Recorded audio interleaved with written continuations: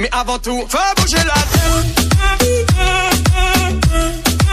दोस्तों आज के इस वीडियो में हम बात करने वाले हैं इनकम टैक्स ऑफिसर कौन होता है और उसके कार्य क्या होते हैं। इनकम टैक्स ऑफिसर बनने के लिए क्वालिफिकेशन और एलिजिबिलिटी क्या होती है और इनकम टैक्स ऑफिसर कैसे बन सकते हैं, इनकम टैक्स ऑफिसर की सैलरी कितनी होती है, पूरा बात करने वाले हैं हम इस वीडियो में। तो इस वीडियो को पूरा अंत तक देखें। हम एक एक पॉइंट्स के बारे में बात करेंगे, इनकम टैक्स ऑफिसर बनने से लेकर सैलरी तक, और आपको कौन से एग्ज़ाम देने होते हैं, सारे इस वीडियो में हम बात करने वाले हैं। तो नमस्कार दोस्तों, मैं हूं आयुष सिंह और स्वागत है आपका बेस्ट ट्रैक ट्रेड के यूट्यूब चैनल में। अगर अभी तक हमारे चैनल को आपने सब्सक्राइब नहीं किया है तो सब्सक्राइब कर लीजिए हमारे चैनल को और प्रेस कीजिएगा बेल आइकन पे लेटेस्ट एजुकेशनल वीडियोस पाने के लिए। सबसे पहले आपको हम बता दें कि आप डायरेक्ट इनकम टैक्स ऑफिसर नहीं बन सकते हैं। इससे पहले इनकम टैक्स इंस्पेक्टर के पोस्ट पे काम करना होता है, तो इसके बारे में जानना बहुत ज़रूरी है।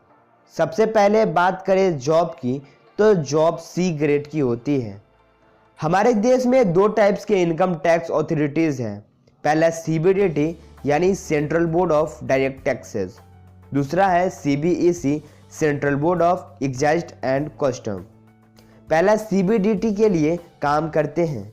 ये नॉन यूनिफॉर्म जॉब होता है, यानी आपको कोई पुलिस जैसा ड्रेस पहनना नहीं होगा।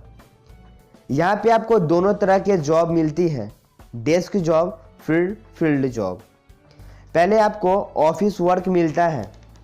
बेसिकली डेस्क वर्क में टैक्स फाइल चेक करना और वेरीफाई करना होता है।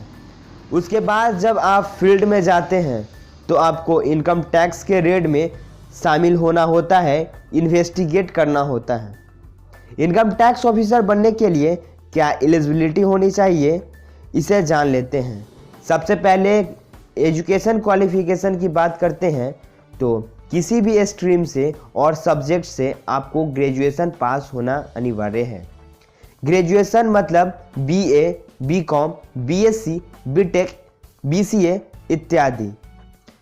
किसी भी बीएससी डिग्री के लिए आपको बी लगा होना चाहिए। एज लिमिट की बात करते हैं तो न्यूनतम 20 और अधिकतम 30 के बीच में होने चाहिए, और अगर आप एससी एसटी के कैटेगरीज में आते हैं तो आपको 5 साल का छूट मिलता है, वह ओबीसी वालों को 3 साल का छूट मिलता है। और आपकी नेशनलिटी इंडियन होना चाहिए, यानी आप भारत का नागरिक होना चाहिए। अब बात करते हैं इनकम टैक्स ऑफिसर बनने के लिए क्या स्टेज लेना होता है, कौन से एग्ज़ाम देने होते हैं। सबसे पहले तो आप ग्रेजुएशन पास करते हैं, फिर आपको एसएससी सीजीएल के लिए अप्लाई करना होता है। यहाँ पे आपको 4 स्टेज से होकर गुजरना होता है। पहला प्रिलिमिनरी एग्ज़ाम, जो कि प्री एग्ज़ाम होती है 200 मार्क्स की। वो एमसीक्यू क्वेश्चंस आते हैं जिसमें रीजनिंग, इंग्लिश, मैथ और जीएस पूछे जाते हैं। फिर दूसरा मेंस एग्ज़ाम होता है, जो कि आप प्रिलिमिनरी एग्ज़ाम को पास करके तभी आप मेंस में जाते हैं। ये 800 मार्क्स की एग्ज़ाम होती है जिसमें क्वांटिटेटिव एप्टीट्यूड, इंग्लिश, स्टैटिक्स और जनरल अवेयरनेस पूछे जाते हैं। तीसरा डिस्क्रिप्टिव पेपर होती है, जिसमें आपको एस्से और लेटर राइटिंग वगैरह लिखवाया जाता है। फिर चौथा आपको कंप्यूटर स्किल टेस्ट होती है, जिसमें बेसिक कंप्यूटर की नॉलेज होना चाहिए। उसके बाद फिर आपको इंटरव्यू में भेज दिया जाता है।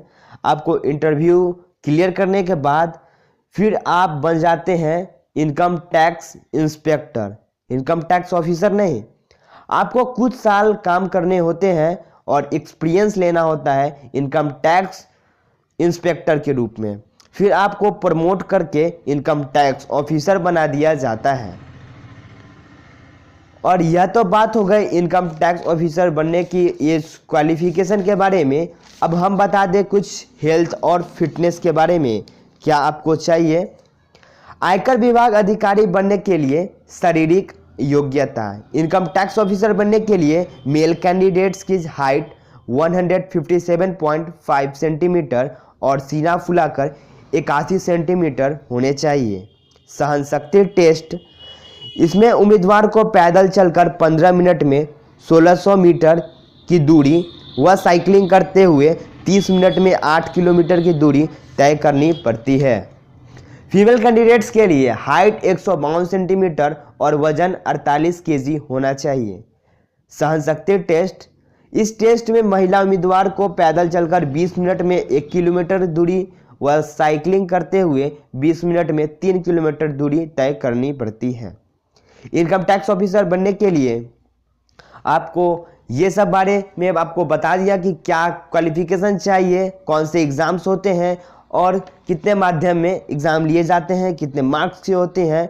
ये सब तो बात हो गई इनकम टैक्स बनने की।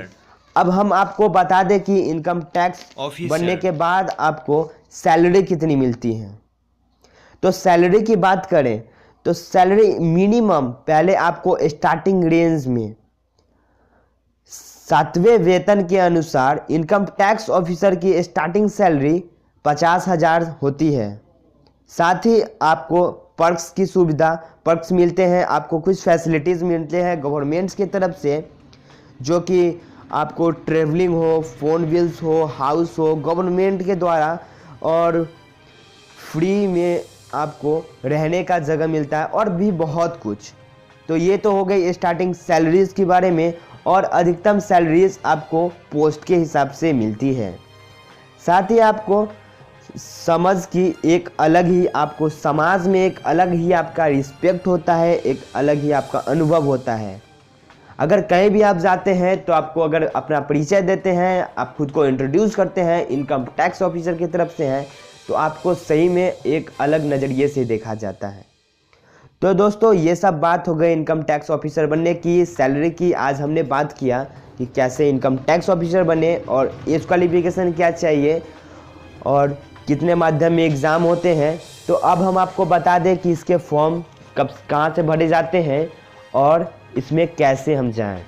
तो दोस्तों हमने पहले ही आपको बताया कि आपको एसएससी सीजीएल के लिए अप्लाई करना होगा, जिसकी फॉर्म डेट के लिए अभी फरवरी में ये निकलता है फॉर्म। आप फरवरी में इसको भर सकते हैं, एलाइट कर सकते हैं। इसके एग्ज़ाम आपको निकालना होता है, उसके बाद ही आप मेंस में जाते हैं। ये प्री एग्ज़ाम के जगह पे सीजीएल एग्ज़ाम जो होती है वो प्री एग्ज़ाम ही होती है, तो आपको ये करने होते हैं। उसके बाद आपको टैक्सेस के रूप में जो सिलेबस में होती है वो सब आपको पढ़ने पड़ते हैं। आपको इंस्पेक्टर के रूप में आपको ऑफिस वर्क करना होता है। तो दोस्तों उम्मीद करता हूं कि यह वीडियो आपको अच्छे से समझ में आ गया होगा। वीडियो से संबंधित कोई भी क्वेश्चन हो आप हमें कमेंट सेक्शन में कमेंट करके पूछें, या फिर आप हमें कोई अन्य वीडियो के लिए सजेस्ट करें। दोस्तों उम्मीद करता हूं कि यह वीडियो हमारा आपको पसंद आया होगा, तो वीडियो को लाइक करना और शेयर करना ना भूलें। साथ ही में हमारे चैनल को भी सब्सक्राइब कर लें ताकि आपको अगली वीडियोज़ का अपडेट्स आप तक पहुँच पाए। फिर मिलते हैं हम अगली वीडियो में। वीडियो देखने के लिए धन्यवाद। जय हिंद, वंदे मातरम।